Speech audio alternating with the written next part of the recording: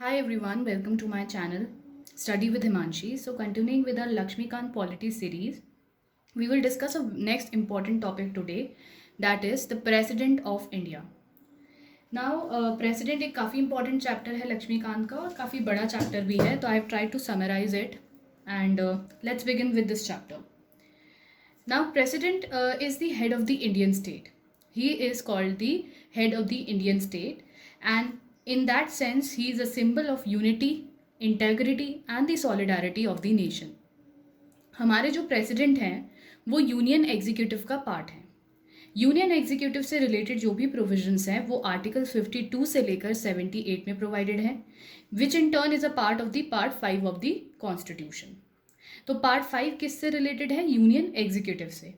अब union executive में कौन कौन इसके मेंबर होते हैं ये हमें अच्छे से पता होना चाहिए. तो यूनियन एग्जीक्यूटिव का पार्ट होता है president of India, vice president, prime minister, council of minister and the attorney general of India. अब सबसे ज़्यादा कन्फ्यूजन यहीं पर होता है कि attorney general is a part of the union executive और नॉट. कई लोगों को एग्जाम में बच्चों को कन्फ्यूजन हो जाता है कि शायद CAG is a part of the union executive, but no, CAG is not a part of the union executive. Attorney general of India, who is the highest law officer of the country, is the part of the union executive. तो आपको ये तो चीज़ अच्छे से याद रखनी चाहिए. इसके बाद हम देखते हैं the provision related to the election of the president. This is a very important thing. Article 54 में जो प्रोविजंस हैं वो रिलेटेड हैं प्रेसिडेंट के इलेक्शन से रिलेटेड. यहाँ पे आपको बहुत ध्यान देना है कि ये बहुत इंपॉर्टेंट चीज़ है और क्वेश्चन इससे काफ़ी पूछे जाते हैं. देखो, इलेक्शन में प्रेसिडेंट के कौन कौन पार्टिसिपेट करता है, कौन नहीं पार्टिसिपेट करता है, ये बिल्कुल क्लियर होना चाहिए. प्रेसिडेंट के इलेक्शन में पार्ट लेते हैं elected MPs of both Lok Sabha and Rajya Sabha, elected MLAs of the state legislative assemblies and the elected MLAs of the union territories Delhi and Puducherry. Now अभी जम्मू एंड कश्मीर को भी यूनियन टेरिटरी बना दिया गया है विद अ लेजिस्लेचर, तो इनके भी जो MLAs होंगे नेक्स्ट प्रेसिडेंशियल इलेक्शन में वो भी पार्ट लेंगे. ठीक है, तो यहाँ पे ध्यान देना है कि देखो MPs दो तरीके के होते हैं, एक होते हैं इलेक्टेड, एक होते हैं नॉमिनेटेड. तो ये बात ध्यान देनी है कि प्रेसिडेंट के इलेक्शन में only the elected MPs take part. ठीक है, इलेक्टेड MPs, इलेक्टेड MLAs सिर्फ यही पार्ट लेते हैं, नॉमिनेटेड मेंबर्स पार्टिसिपेट नहीं करते प्रेसिडेंशियल इलेक्शन में. ठीक है, नाउ वी विल सी कि जो MLAs हैं कई स्टेट्स में we have bicameralism, which means कि स्टेट लेजिस्लेटिव असेंबलीज भी होती हैं और स्टेट लेजिस्लेटिव काउंसिल्स भी होती हैं. For example UP. ठीक है, यूपी में we have a state legislative assembly also and state legislative councils also.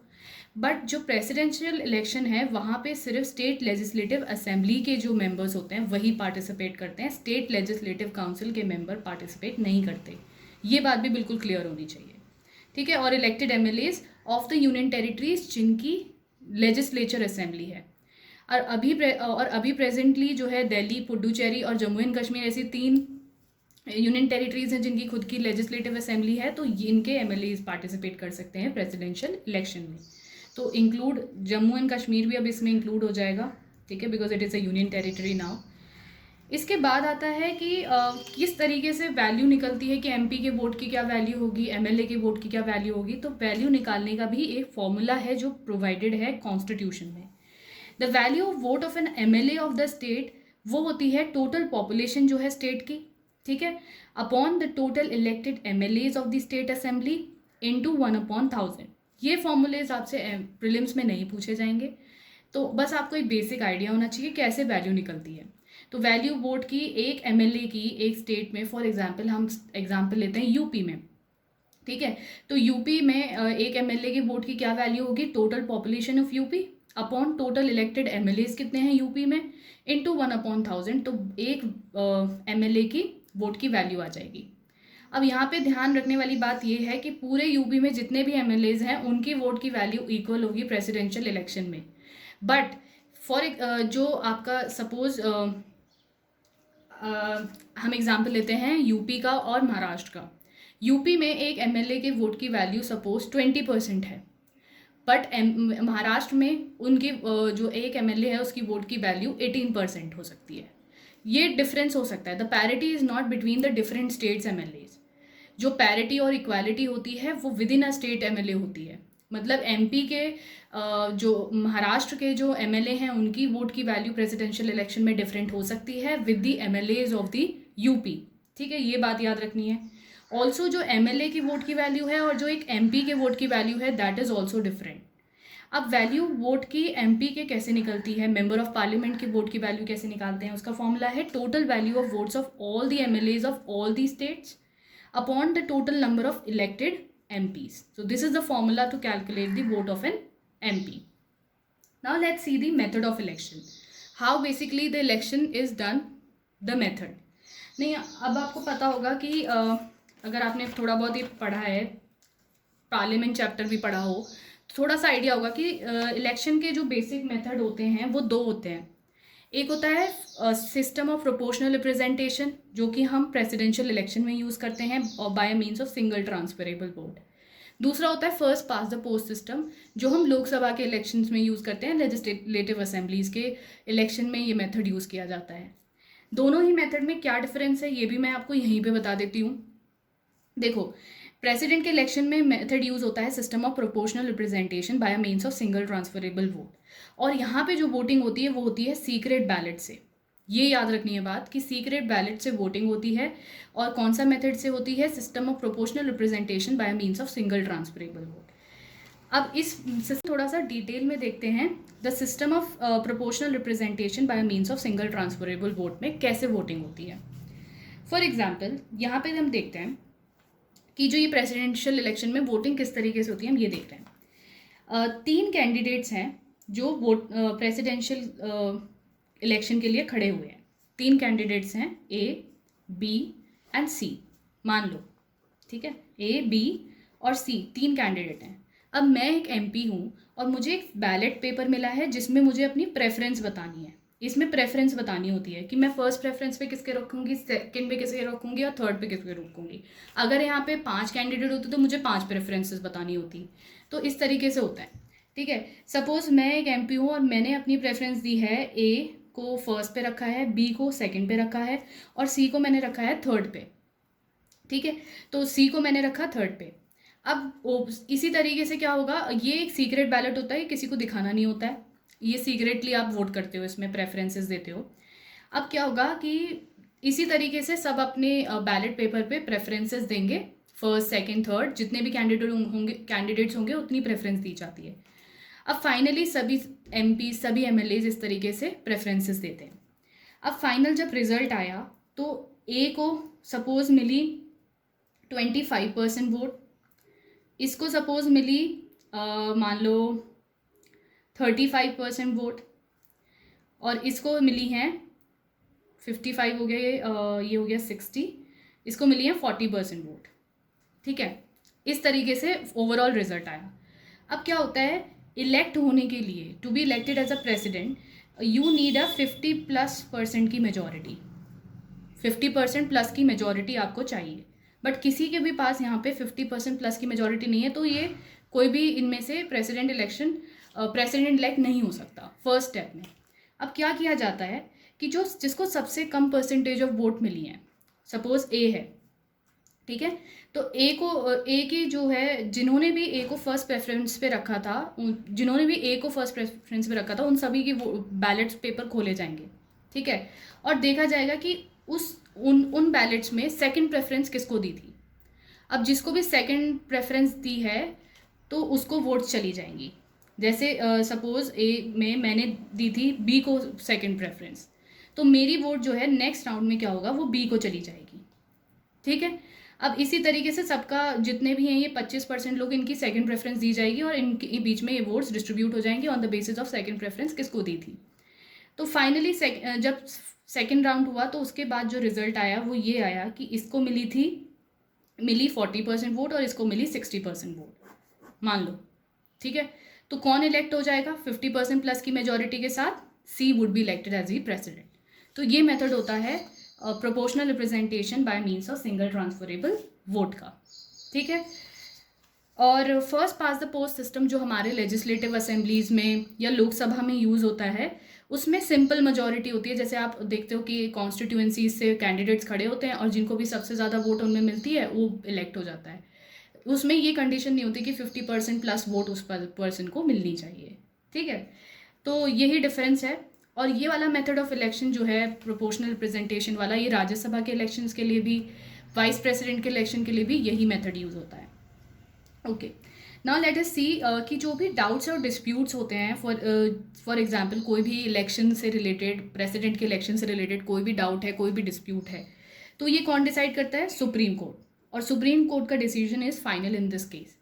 MP के रिलेटेड जो भी डाउट्स एंड एमपीज और एमएलएस के रिलेटेड जो भी इलेक्शन के डाउट्स होते हैं वो कौन देखता है? High court. वो बाद में देखेंगे पार्लियामेंट वाले चैप्टर में। बट यहाँ पे ध्यान देना है कि प्रेसिडेंशियल इलेक्शन से जो भी रिलेटेड डाउट्स एंड डिस्प्यूट्स होंगे उनको कौन हैंडल करता है? Supreme Court. और सुप्रीम कोर्ट का decision is final in this case. Now we will see कि why this indirect form of election क्यों होता है। प्रेसिडेंट के केस में इनडायरेक्ट इलेक्शन क्यों होता है?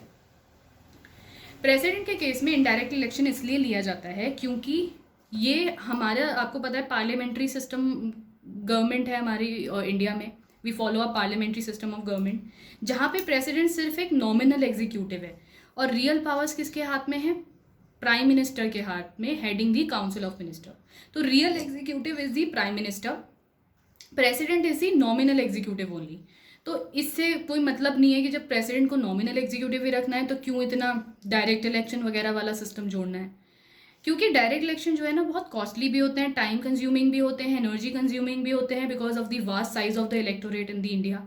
इस वजह से इनडायरेक्ट इलेक्शन का सिस्टम यूज किया गया प्रेसिडेंट के लिए। Now let us see the qualification. Direct election, indirect election से क्या मतलब है? देखो यहाँ पे जो इंडिया के सिटीजन्स हैं वो डायरेक्टली वोट नहीं करते प्रेसिडेंट के लिए, एमपीज और एमएलएस के थ्रू प्रेसिडेंट गेट्स इलेक्टेड। तो इस तरीके से इनडायरेक्ट इलेक्शन हुआ ना, तो ये क्यों किया जाता है ये हमने यहाँ पे डिस्कस किया।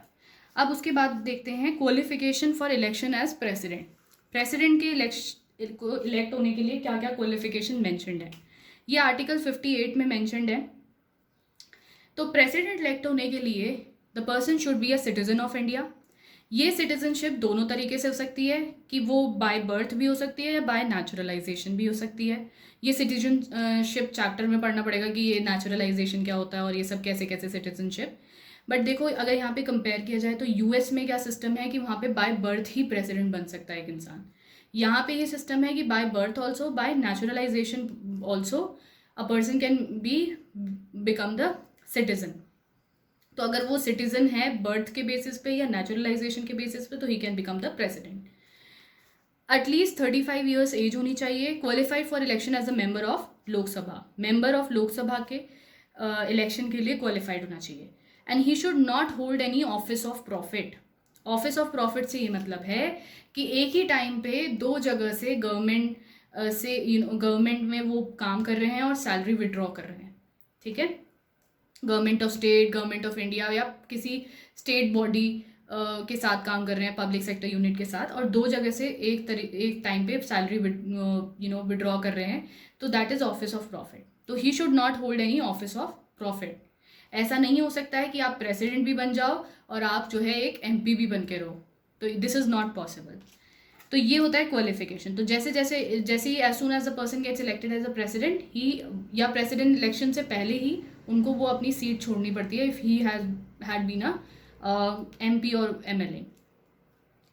नोट करने वाली बात यहाँ पे ये है कि नॉमिनेशन जो है कैंडिडेट या एक चीज़ ये है कि नॉमिनेशन के लिए कि एक कैंडिडेट इलेक्शन के लिए खड़ा हो सके प्रेसिडेंट के लिए, तो office of president must be subscribe bye at least, उनको 50 इलेक्टर्स की ज़रूरत है, जो उनको प्रपोजर्स की ज़रूरत है कि येस हम इनको सपोर्ट कर रहे हैं प्रेसिडेंट इलेक्शन के लिए। और 50 ऐसे इलेक्टर्स की ज़रूरत है जो सेकेंडर्स हैं, ऐसे एमपी या एमएलए जो उनको सपोर्ट कर रहे हैं, उनकी सेकेंड चॉइस ये हैं, ठीक है।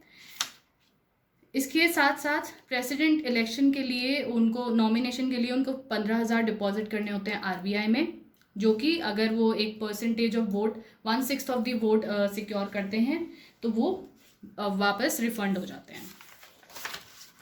उसके बाद आता है oath and affirmation by the president. तो प्रेसिडेंट अपनी ओथ जो है वो before entering the office he takes, and oath में क्या क्या होता है? Faithfully execute the office, preserve, protect, defend the constitution and law, devote himself to the service and wellbeing of people of India, administered by the chief justice of India किसी कारणवश absent है तो then senior most जज of the supreme court administers the oath. और जो अगर acting president या person discharging function of the president, he also takes the similar oath. Now what is the condition of president office? President office की condition ये है, it is mentioned in the constitution. Conditions जो हैं ये constitution में itself mentioned है that he should neither be an MP nor MLA, he should not hold any office of profit, he would be entitled without the payment of rent to use of his official residence, that is the Rashtrapati Bhavan. He is entitled to emoluments, allowances and privileges as determined by the parliament. तो parliament determine करता है president की emoluments, allowances, privileges all are decided by the parliament. ये constitution में mentioned है।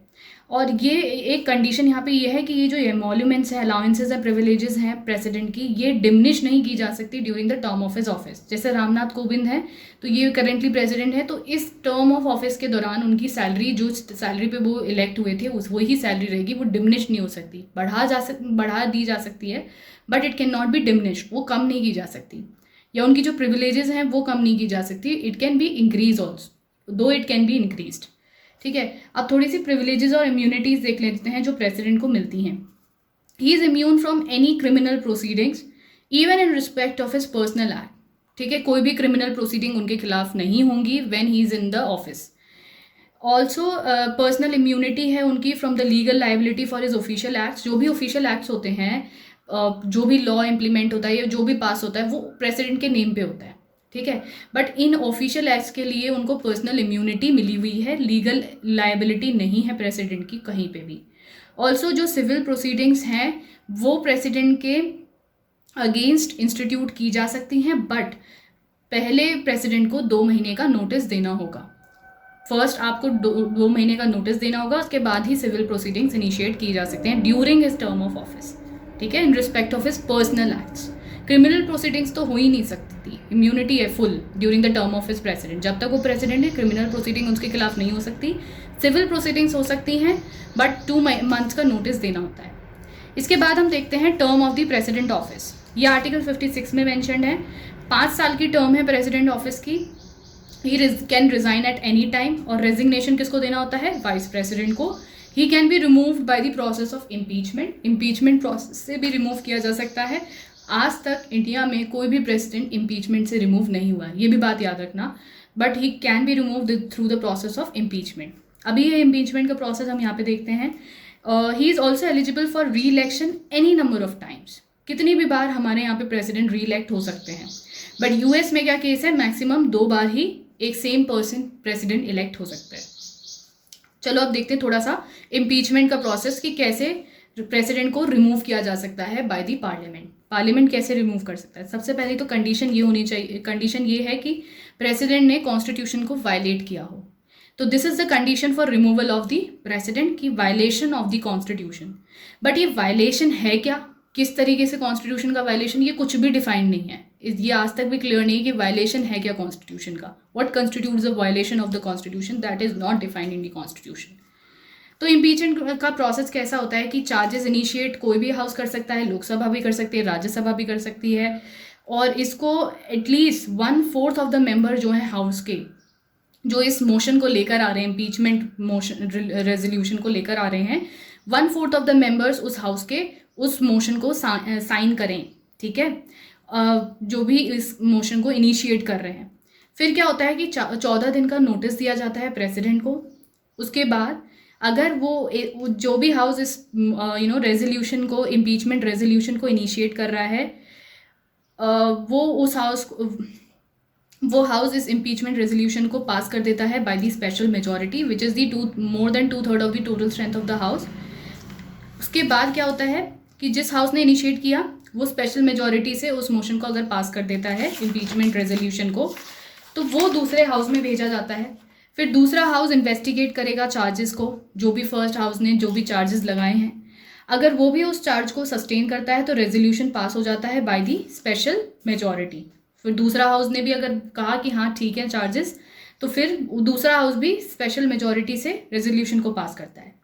फिर क्या होता है, सिंपली प्रेसिडेंट रिमूव हो जाता है ऑफिस में from the date on which bill pass हो जाता है, जब से ही president stands remove from the office. यहाँ पे नोट करने वाली बात ये है कि ऑल्दो प्रेसिडेंट के इलेक्शन में नॉमिनेटेड मेंबर्स जो हैं लोकसभा के राज्यसभा के पार्टिसिपेट नहीं करते, बट इम्पीचमेंट रेजोल्यूशन के पास होने में नॉमिनेटेड मेंबर्स जो हैं वो भी पार्टिसिपेट करते हैं। पर यहाँ पे जब प्रेसिडेंट के रिमूवल की बात होती है तो एमएलएज कहीं के भी पार्टिसिपेट नहीं करते। यूनियन टेरिटरी हो, स्टेट्स हों, वहाँ के एमएलएज पार्टिसिपेट नहीं करते, सिर्फ एमपीज करते हैं, and both elected and the nominated ones. इसके बाद देखते हैं vacancy in the president office. President office में किस किस तरीके से वैकेंसी हो सकती है। एक तरीका ये है कि प्रेसिडेंट जो अभी करेंटली हैं उनके 5 साल की टर्म पूरी हो गई तो एक्सपायरी ऑफ हिज टेन्योर, इस तरीके से वैकेंसी हो सकती है ऑफिस में। तो इस केस में ये होता है कि जो करंट प्रेसिडेंट हैं वो जब तक न्यू प्रेसिडेंट इलेक्ट होकर नहीं आ जाते हैं, ऑफिस नहीं संभाल लेते, तो वो कंटिन्यू कर सकते हैं, ठीक है, इलेक्शन। और जनरली क्या किया जाता है कि जो before the expiry of the जो करंट, जैसे रामनाथ कोविंद है, सपोज उनकी टर्म पूरी होने वाली है, तो उनकी टर्म पूरी होने से पहले ही नेक्स्ट प्रेसिडेंट के इलेक्शन करवा दिया जाता है, ठीक है। तो ये एक नॉर्मल चीज़ है, जो प्रोसेस है। फिर दूसरी वैकेंसी हो सकती है दूसरे तरीके से कि प्रेसिडेंट ने रिज़ाइन कर दिया by giving his resignation letter to the vice president. तीसरा केस होता है कि removal by the impeachment process, जो हमने अभी देखा। तो इस केस में, और चौथा है कि डेथ हो गई प्रेसिडेंट की इन ऑफिस। तो इन तीनों केसेस में क्या होता है कि इलेक्शन 6 महीने के अंदर करा देनी चाहिए with the occurrence of the, जिस भी दिन वैकेंसी हो गई उस दिन के से लेकर 6 महीने के अंदर अंदर इलेक्शन हो जाने चाहिए। इसके बाद इन तीनों ही केसेस में, रेजिग्नेशन हो, डेथ हो, रिमूवल हो, इम्पीचमेंट प्रोसेस से, तो 6 महीने के अंदर इलेक्शन कराने होते हैं। एक और तरीका है कि प्रेसिडेंट का इलेक्शन है वो बाद में वॉइड डिक्लेयर हो गया तो प्रेसिडेंट को डिस्क्वालीफाई कर दिया। तो इस केस में जो है, इस केस में फिर दोबारा इलेक्शन होते हैं और ये भी 6 महीने के अंदर हो जाने चाहिए। एंड इन सब केसेस में जहाँ पे भी रेजिग्नेशन है, इन चारों केसेस में जो है वाइस प्रेसिडेंट वो प्रेसिडेंट की तरह एक्ट करते हैं until new president is elected. अगर वाइस प्रेसिडेंट किसी वजह से वाइस प्रेसिडेंट का भी ऑफिस वेकेंट है तो chief justice of India acts as the president. And अगर चीफ जस्टिस ऑफ इंडिया का भी किसी केस में ऑफिस वेकेंट है तो सीनियर मोस्ट जज of the supreme court acts as the president, ठीक है। अब ये भी देख लिया। अब हम बात करते हैं the powers and the functions of the president. President की क्या पावर्स हैं, क्या फंक्शंस हैं। सबसे पहले हम देखेंगे एग्जीक्यूटिव पावर। प्रेसिडेंट की एग्जीक्यूटिव पावर क्या क्या होती हैं। जितने भी एग्जीक्यूटिव एक्शंस होते हैं गवर्नमेंट के, वो किसके नाम पे किए जाते हैं, प्रेसिडेंट के नाम पे। All the executive actions of the government are taken in his name. इसके बाद he make rules for the transaction of business of the union government, he also makes the rules. ये एग्जीक्यूटिव पावर्स हैं। He appoints the prime minister, other ministers, ये executive power के under आता है। जैसे attorney general is appointed by the president. He also determines his remuneration. Also CAG, chief election commissioner, election, ये हमने constitutional non constitutional bodies में देखा था कि प्रेसिडेंट किन किन को इलेक्ट करते हैं। इसके बाद he can also appoint an inter state council for centre state या इंटर स्टेट कोऑपरेशन के लिए। कौन अपॉइंट करता है inter state council, president only. He also directly administers the union territories through the administrators. Union territories को administer कौन करता है, जहाँ पे भी लेजिस्लेटिव असेंबली नहीं होती, एडमिनिस्ट्रेटर्स आर देयर, जिनको प्रेसिडेंट इलेक्ट करते हैं। He can also declare an area as any area as schedule area and has power with respect to the administration of schedule area and tribal areas. He can also appoint a commission to investigate the condition of SCs, STs and OBCs. So these are all executive powers of the president. इसके बाद जब हम देखेंगे legislative powers of the president. So legislative power में ये है कि he can summon or prorogue the parliament and dissolve the Lok Sabha at any time. ठीक है, बट ये किसके डिस्क्रिशन पे नहीं कर सकते प्रेसिडेंट, किसकी उस पर करते हैं, जब प्राइम मिनिस्टर और council of minister, prime minister headed by the council of minister, council of minister headed by the prime minister, जब उनको ये ऑर्डर दे दो। He can summon the joint sitting of both the houses of the parliament. तो ये legislative power है president की। He also addresses the first session, हर जनरल इलेक्शन में के बाद या हर फाइनेंशियल ईयर में फर्स्ट सेशन को एड्रेस करते हैं प्रेसिडेंट। 12 मेंबर्स को नॉमिनेट करते हैं राज्यसभा के केस में, जो कि literature, science, art and social service से डिस्टिंग्विश्ड पर्सन्स हों। Also prior recommendation is needed to introduce certain types of bills in parliament of president, जैसे मनी बिल हुआ, ठीक है, इसमें प्रेसिडेंट की recommendation is needed. He decides on disqualification of MP in consultation with the election commission. MP के disqualification को भी कौन डिसाइड करता है? President. Consultation with the election commission. He can promulgate ordinances when parliament is not in session. तो ordinances promulgate करने की भी जो पावर है ये भी हम आगे और डिटेल में डिस्कस करेंगे. तो ये भी लेजिस्लेटिव पावर है प्रेसिडेंट की.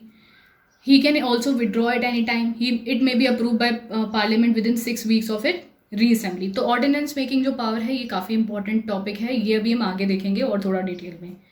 इसके बाद he also Lay's the report of various committee before the parliament. He makes regulation for the peace, progress and good governance of the Andaman and Nicobar Island, Lakshadweep, Dadra and Nagar Haveli, Daman and Diu. ठीक है, ये सारी आगे legislative power. एक बार पढ़ लेना, काफ़ी समझ आ जाएगा इसमें ही पढ़ते ही. फाइनेंशियल पावर्स क्या क्या है प्रेसिडेंट की? मनी बिल्स जो हैं पार्लियामेंट में वो prior recommendation of the president introduce होते हैं. मनी बिल इंट्रोड्यूस कर पार्लियामेंट में मनी बिल इंट्रोड्यूस करने से पहले किसकी रिकमेंडेशन लेनी होती है? प्रेसिडेंट की. He also constitutes a finance commission after every 5 years. Finance commission is related to the, distribution of the finances and the funds between the center and the state. No demand for grant can be made except on his recommendation. He can make advances out of the contingency fund of India to meet any unforeseen expenditure. Contingency fund of India is held under the president. जब भी कोई unforeseen ऐसी expenditure आता है तो he can make advances out of contingency fund of India. He causes to be laid before the parliament annual financial statement. भी कौन parliament के सामने रखते हैं? प्रेसिडेंट. तो ये हो गई फाइनेंशियल पावर्स. इसके बाद हम देखते हैं जुडिशियल पावर्स. तो प्रेसिडेंट की जुडिशियल पावर्स में आता है कि ही अपॉइंट्स द चीफ जस्टिस, जज of the supreme court and high court. He can seek advice from the supreme court and any question of the law और एक्ट. बट एडवाइस जो है जो दी है सुप्रीम कोर्ट ने वो बाइंडिंग नहीं होती प्रेसिडेंट पे. He can grant pardon, reprieve, respite, remission of the punishment or suspend, remit or commute the sentence of any punishment convicted of any offence. तो पनिशमेंट यहाँ पे ये भी हम पार्डनिंग पावर्स भी देखेंगे प्रेसिडेंट की. पनिशमेंट और सेंटेंस जो है यहाँ पे जो मिलिट्री कोर्ट के द्वारा होनी चाहिए या यूनियन लॉ के खिलाफ होनी चाहिए या डेथ सेंटेंस के खिलाफ. तो ही हैज़ दीज पावर्स. ये काफ़ी इंपॉर्टेंट पावर्स हैं और ये भी अपने डिस्क्रिशन पे प्रेसिडेंट एक्सरसाइज नहीं करते हैं ये पावर. इसके बाद डिप्लोमेटिक पावर्स भी होती हैं प्रेसिडेंट के पास. इंटरनेशनल ट्रीटीज़ और आर्ग्यूमेंट जो हैं एग्रीमेंट जो हैं वो नेगोशिएट होते हैं और कंक्लूड होते हैं on behalf of the president. After that we will see the military powers. तो president has military powers also. He is the supreme commander of the defence forces of India. He also appoints the chief of the army, chief of the navy and air force. He can declare war और conclude peace subject to the approval of the parliament. यहाँ पे parliament की approval है की ज़रूरत है अगर किसी कंडीशन मतलब किसी कंट्री के साथ वॉर डिक्लेयर करना हो या पीस कंक्लूड करना हो तो that is done by the president alone. इसके बाद प्रेसिडेंट के पास इमरजेंसी पावर्स भी हैं. ये हमने अभी प्रीवियस वीडियो में इमरजेंसी से रिलेटेड चैप्टर में पढ़ा ही था. National emergency, president rule, financial emergency, everything is declared by the president. तो प्रेसिडेंट के पास इमरजेंसी पावर्स भी हैं. These are the extraordinary powers to deal with the 3 types of emergency. तो ये हम डिटेल में ऑलरेडी देख चुके हैं. नाउ नेक्स्ट टॉपिक आता है veto power of the president. अब जो ये veto power of the president है ये हम नेक्स्ट क्लास में कंटिन्यू करेंगे. इसके साथ ही हम जो है वीटो पावर पढ़ेंगे और आपका ऑर्डिनेंस मेकिंग पावर पढ़ेंगे प्रेसिडेंट की. इसके अलावा पार्डनिंग पावर प्रेसिडेंट की. ये तीनों ही बहुत इंपॉर्टेंट टॉपिक हैं प्रीलिम्स के लिए. तो ये हम देखेंगे इन द नेक्स्ट लेसन और PDF भी आपको नेक्स्ट लेसन के साथ मिलेगी. Thank you.